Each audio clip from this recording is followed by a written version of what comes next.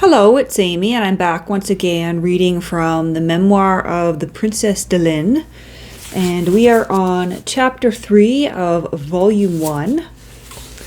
And the subheading for this chapter says The Story of the Vicar of Saint Eustace, Helene in the White Class, and Death of Mademoiselle de Montmorency. So here we go. Helene had taken the greatest aversion to Mother Quatre-Temps and her punishments, the more so that, thanks to her, she had been twice delayed from promotion into the white class, not being considered worthy of preparation for her first communion.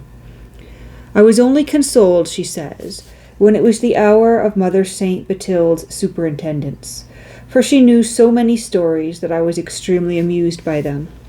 She was very fond of me, for I was always the most attentive listener directly she began relating her stories. I remembered every word she said, so that when she left us, I was able to repeat her stories without omitting even one syllable. The whole blue class knelt around me in order to hear better, and even some of the white young ladies occasionally listened too. When I had finished telling Madame de Saint Bathilde's stories, I related those of my grandmother, which were endless, for while narrating I invented all the incidents, and they were most curious. No one could have replaced me with Madame de Saint Bathilde in the attention I gave to the innumerable tales with which she doled the class, although Madame de Rochecart had several times requested her to desist telling these foolish stories, which made the pupils credulous and frightened. The temptation was too great. She began again every day. Sometimes she herself had seen things, or else it was some of her friends, till at last she told us a story which nearly caused her dismissal from the class. It was shortly after the death of the vicar of Saint Eustace, who had been found dead one morning in his church. The curate of Saint Eustace, by name Mr. Guérin, had often come to see Madame Saint Bathilde.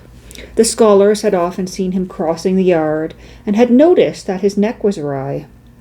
One day, when we were surrounding Mother Saint Bathilde in the schoolroom, and she seemed more animated than usual, a pupil told her that from one of the windows of the depository she had seen a priest pass by, going to the tower, and that his neck appeared to be twisted in a very peculiar manner. Madame Saint Bathilde replied that he was coming to call on her, and was the curate of Saint Eustace, whose neck had been dislocated by a most extraordinary adventure. We begged her eagerly to relate it. After having assured us that what she was going to relate was truth itself, she began as follows. As we all know, the late vicar of Saint Eustace rebuilt the front portal of his church, and stood in need of 15,000 livres to finish it. He did not know where to obtain the money, so one of his friends advised him to consult a certain Monsieur Attila, who had the reputation of performing wonders. The vicar went to him and told him that he was in absolute want of 15,000 livres, begging him, if possible, to procure that sum. After much pressing, Monsieur Attila told the vicar to meet him a little before midnight in the church of Saint Eustace, accompanied by only one person, and that he would see what he could do for him. The vicar came punctually to the appointed place, bringing with him Mr. Guérin, his curate, whose neck at that time was as straight as yours or mine. When they were all three in the church, Monsieur Attila drew a circle around them and told them not to move out of it, in spite of anything they might see. But that very soon they would see near them a most appalling figure, who would inquire what they wanted. In reply, they were to ask without hesitation for the sum of money required, and the phantom would present them with a purse, which they must hasten to take. Monsieur Attila then began his incantations, and closed the circle round the vicar and the curate. It was not long before they saw a kind of monster with horns rise out of the ground, who asked them in a voice of thunder what they desired. The vicar, terrified, moved out of the circle, and the monster felled him to the ground. He then returned to the circle within which the curate had remained, and repeated his question. The curate asked for the sum of 15,000 livres. The monster held it out to him, but in taking it, having advanced his head a little too far, he received a blow which distorted his neck for life. The incantation being over, they went to pick up the vicar, but found he was dead. They therefore made their minds to leave the body there, and so left the church. The pupils, having repeated this story to several people, it came to Madame de Rouchart's ears. So she sent for Madame Saint Bathilde, treated her with a high hand, and told her that when the next chapter was held, she would have her dismissed from the class. It must not be supposed that the belief in magicians was only the hobby of a credulous old nun. On the contrary, it was widespread at that time, and the most intelligent people were not above consulting them. The Duc d'Orleans and even the Prince de Ligne became acquainted with the famous Itella. The prince says in his unpublished writings, called Fragments de Memoirs, "I very much regret having paid so little attention to the predictions of the great Itella. This magician had just arrived in Paris. I took Monsieur le Duc d'Orleans to see him, Rue de Fromenteau on the 4th floor. He could not be acquainted with either of us. I know that he spoke of him, of a throne of revolutions, of the royal family, of Versailles, of the devil, but I only remember it all most confusedly. It is in fact that Itella described to Madame de Merode the scene she witnessed a fortnight later. Her husband, then in sound health, laid in state with the description of the room and the people in it, all of which were unknown to him, and that everything happened as he had predicted. He also foretold that she would marry again. Itella was only the anagram of the sham magician's real name. He was called Aliette, sold engravings, and styled himself professor of algebra in Paris, where in reality he occupied himself with fortune-telling cards."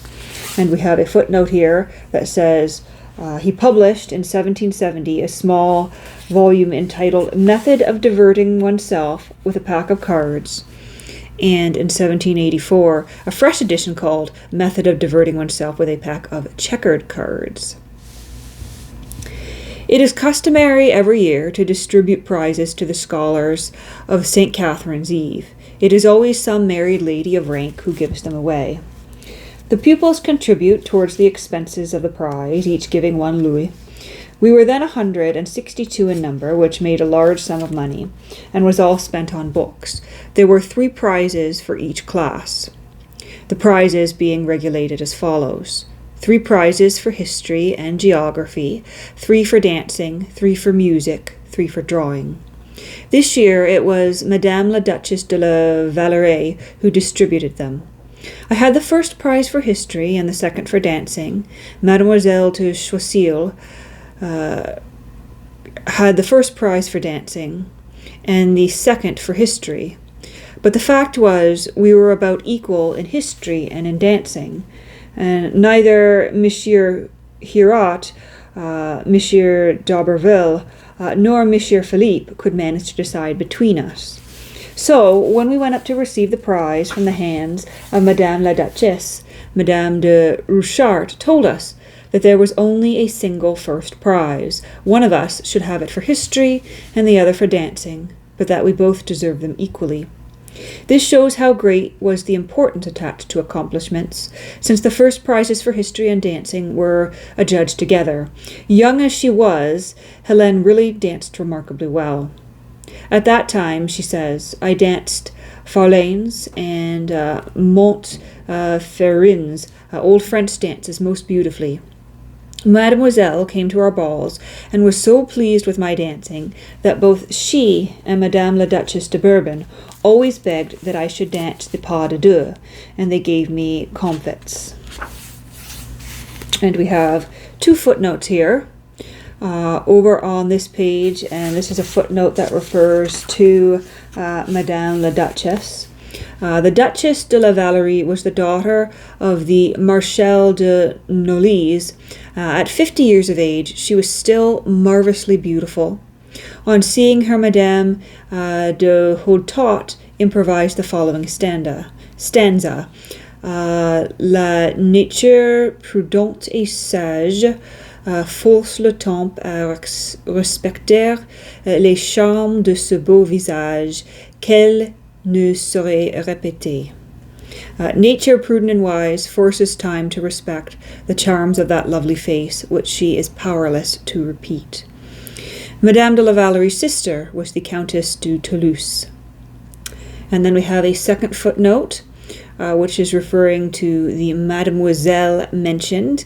Mademoiselle Louise Adelaide de Bourbon Condé, born on the 5th of October 1757, was the daughter of Louis Joseph de Bourbon, Prince de Condé, and of Charlotte Godfried Elizabeth de Rohan Soubise, and she became the abbess of Retremont in 1786. And then we have our footnote over here, which is about the Madame la Duchesse de Bourbon. Louise Marie Therese Bathilde de Orleans, sister-in-law of Mademoiselle, was the daughter of the Duke Louis-Philippe d'Orleans and of Louise Henrietta de Bourbon Condé. She married 14th April 1770 Louis Henry Joseph, the Duc de Bourbon Condé, who was born the 14th of April 1756, and brother to the above mentioned Mademoiselle. The Duchess de Bourbon was the mother of the unfortunate Duke Denis, shot under the First Empire. Her husband, passionately in love with her, obtained permission to marry her at 15 years of age, but they were separated after the ceremony. Furious at this, the young prince carried her off. And continuing on with the reading, there's one more footnote here, but we'll get to that when we get to that. Madame de Rochefort knew what pleased her little favourite, and often allowed her to go out during the carnival. Not a week passed, she says, without my going to 4 or 5 children's balls at Madame du Vaupillerière, Hotel du Chalet.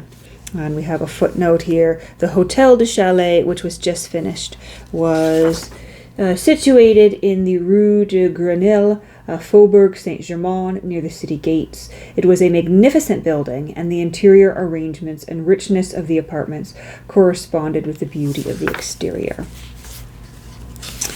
At that time, they were going to act Athalie at the Hotel de Mortemart. One day, Madame de Rochefort made me read aloud the part of Jos, and she was so pleased with the way in which I read it that she spoke of it to her niece, the young Duchess de Mortemont, who entreated, as a favour, that I should be allowed to act the part at her house, where they were going to perform Athalie. They had no one to undertake the part of Jos, Mademoiselle de Mortemont having no talent for tragedy.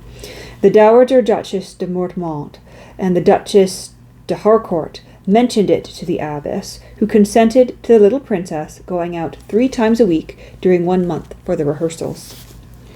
Millet was sent for to direct the company.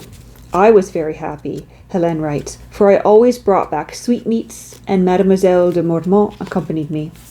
I went out 3 days during the performances, and was thought that I acted better than the child at the Comédie Française. Monsieur Mollet recommended me particularly not to declaim at all, but to speak naturally without gestures, as I would in conversation, and this succeeded very well. A curious custom existed at the Abbey of Bois. On St. Catherine's Day, in honour of that saint, the pupils were allowed to assume the dress, occupation, or rank of all the ladies in the convent, from the abbess down to the simplest nun. The nominations took place by the majority of votes, and the electoral body, composed of all the pupils, solemnly met the day before in the chapter house in order to vote. This year, Helene was elected abbess, and she relates the ceremony in its minutest details. The chapter house was lent us for the elections. I was elected abbess, and chose Mademoiselle de Quisile for regent. Mademoiselle du Conflans was cross-bearer perhaps. Mademoiselle de Vaudreuil chaplain, Mesdemoiselles de Damons, de Monsage, du Chevigny, du Mortemont, and de Poyen were appointed as my personal attendants. The remainder of the places were given by majority of votes. When this was done, we went to the lady abbess, who, according to custom, kissed me, took off her cross, fastened it on me, and put the abbatial ring on my finger. I entered into the office the very next morning, and during high mass, which we sang, I was seated on the abbess's throne. It had been decorated with a carpet of purple velvet fringed with gold, only used on occasions of great ceremony.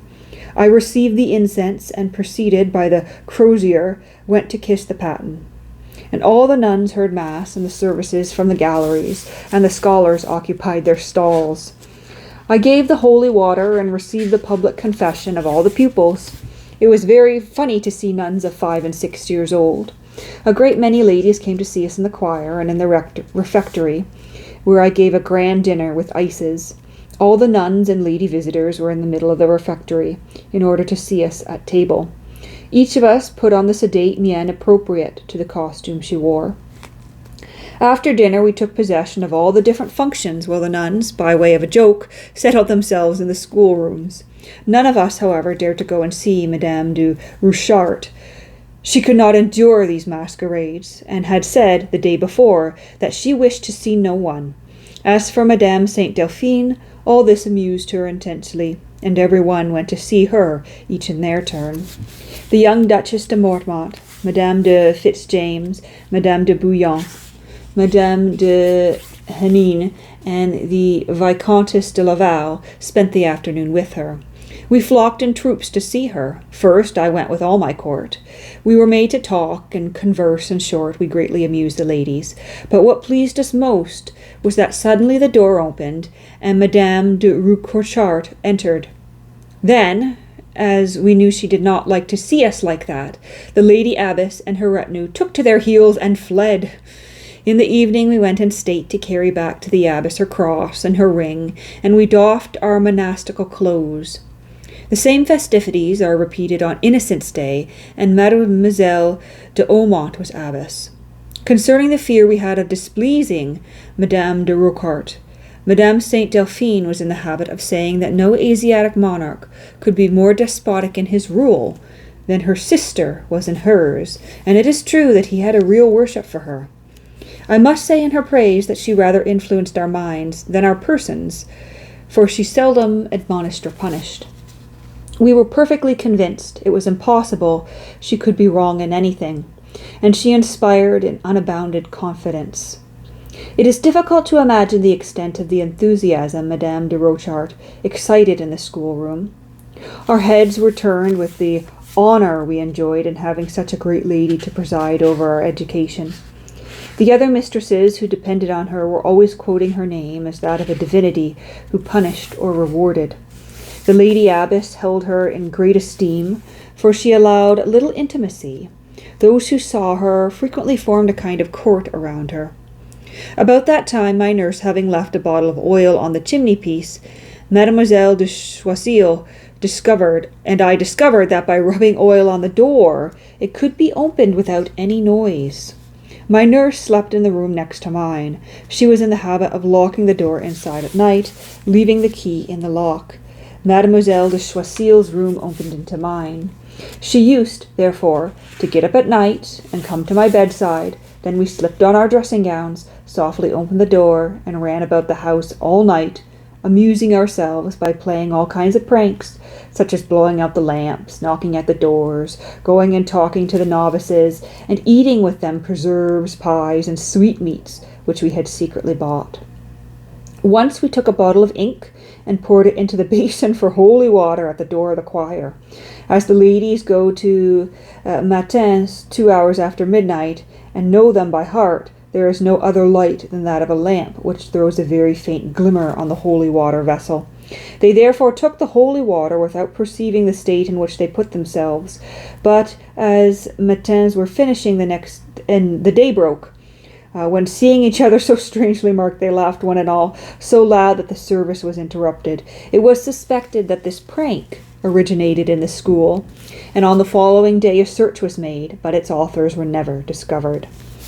A few days afterwards, we played another trick. The bell ropes, called the gondi because they had been blessed by the Archbishop of Paris of that name, are used to ring for the services on working days and are placed behind the choir, the larger and more important bells being in another belfry above the choir. These ropes passed through a gallery situated behind the abbess's throne. We therefore went up into this gallery and tied our handkerchiefs tightly to the bell ropes. When the novice, who had to ring for matins, came in, she pulled in vain. She thought she was ringing, but when the rope came to the knots, it stopped, and the bells did not move, so that the ladies, who were waiting for the first stroke of matins to come down, never came, and the novice was exhausted from ringing. At last, some of the nuns, seeing the hour for matins was coming by, came down to see why no bells were ringing. They found the nun half dead with pulling the ropes. Then, perceiving that something must be wrong with the bells, they went up into the gallery and found the handkerchiefs. Unfortunately, our initials were on them, H.M.J.C. They were therefore taken to Madame Rouchart, who inquired next day, when she came into the schoolroom, to whom belonged the handkerchiefs marked H.M. and J.C. Then we hung our heads. Madame de Rouchart ordered us in a severe tone to leave our stalls, so we came to her, trembling all over, and knelt at her feet. She asked us if we imagined these ladies were made to be the butt of our practical joke. She begged us not to exert our ingenuity in tormenting them, and said that in order to remember this, we should kneel in our nightcaps the following Sunday in the middle of the choir during High Mass, as an apology to the ladies for having amused ourselves at their expense, and also that we were answerable to God for the prayers which had not been said that day, matins having been curtailed. We should have to recite out loud, during recreation, the 7 penitential psalms. Some ill-disposed nuns having excited the lady abbess on the subject of these pranks, she sent for Madame de Rouchart, and charged her with the disorders committed by the class, and with their wicked and spiteful behaviour. Madame de Rouchart said it was false, that no doubt some of the pupils played tricks, but that as far as spite was concerned, nothing had come to her ears, and moreover that she had immediately punished the offenders. When the lady abbess cited the tampering with the holy water as an act of impiety, Madame de Rouchart, who was very quick-tempered and hated mummeries, replied that the deed was dark, because it was a question of ink, but that it was impossible for her to see it in any light other than that of a child's frolic, carried rather too far, she admitted, whereupon she left the lady abbess in a tolerably bad temper. All the pranks Mademoiselle du Choiseul and I had played had considerably retarded the ceremony of my first communion. Mademoiselle de Choiseul had been in the white class for some time, as far as the lessons were concerned. I ought to have been in that class since the previous year, for I had at my finger's end all that was taught in the blue class. I knew ancient history, the history of France, the mythology very well. I knew by heart the whole poem of La Religion and the fables of La Fontaine, 2 cantos of the Henriade, and all the tragedy of Italy, in which I had acted the part of Joas. I danced very well. I knew how to solfa. I played the harpsichord a little, and the harp a little. As for my drawing, that was the least good, but these continual pranks, into which I was partly drawn by my weakness for Mademoiselle de Choiseul, were very prejudicial to me. Every piece of mischief done was set down to our account. I was so fond of Mademoiselle de Choiseul that I preferred being in disgrace with her to seeing her punished alone. Her friendship for me was reciprocal, and when I was punished for any fault, she went to the mistresses and grumbled in a way that soon caused her to share my disgrace.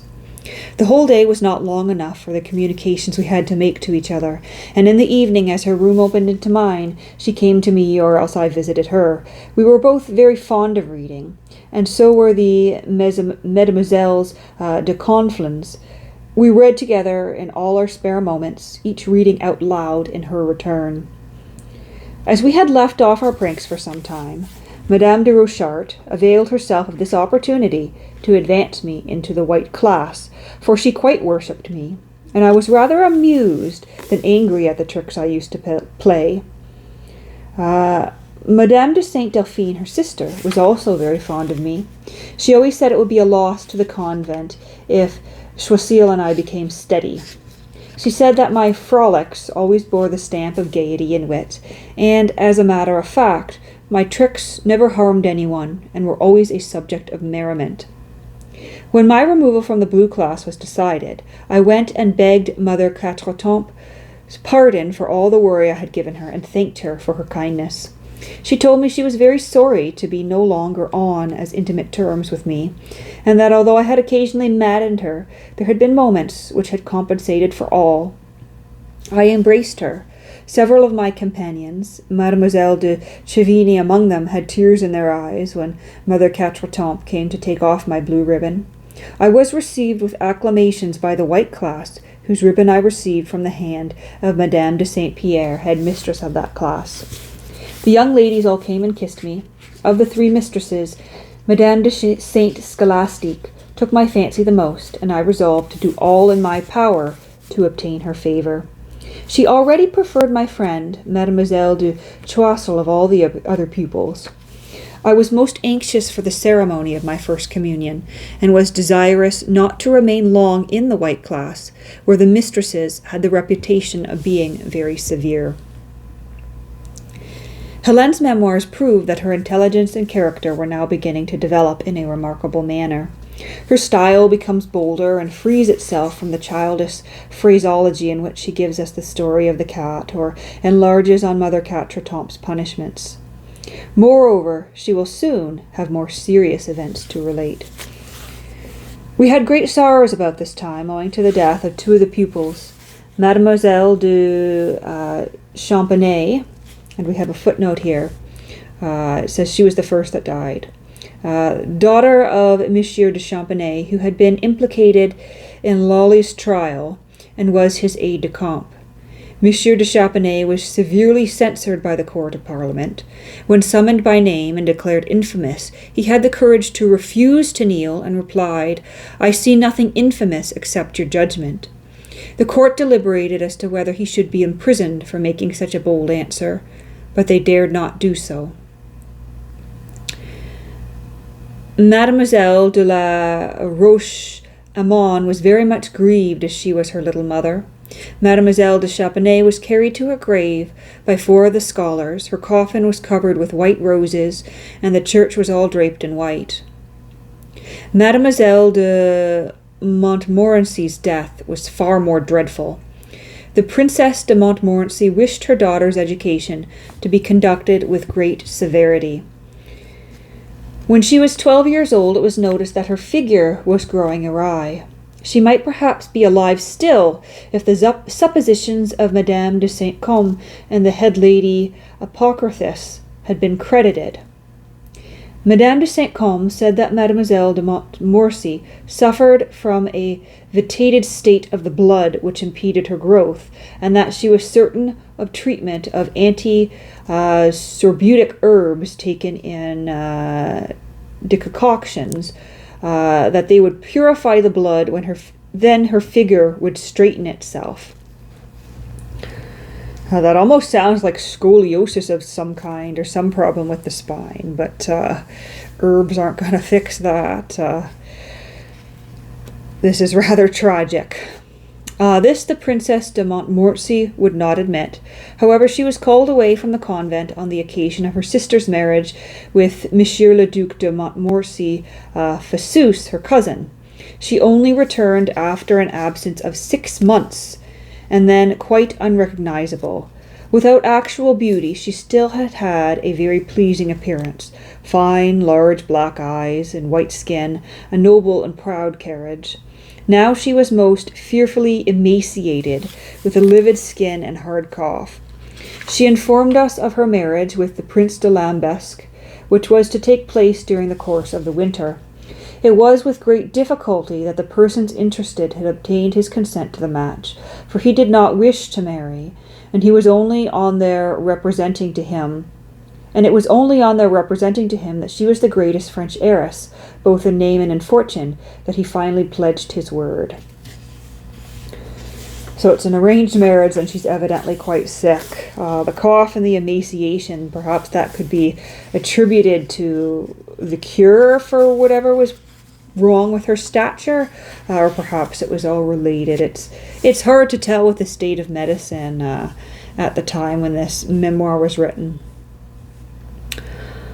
Meanwhile, Mademoiselle de Montmorency's figure was decidedly growing awry, and at last her mother put her under the care of Val de Adjonc, who tortured her for 6 weeks. And we have here a note: the Val d'Adjonc was a valley situated in Lorraine, and at this period was inhabited by a family who enjoyed a wonderful reputation as bone setters. They took the name of the valley they inhabited. It is said that they were so hated by the surgeons that they had always to be accompanied and protected by armed force. Oh, that's horrid. That sounds like they tried to reset her spine or something. Ugh.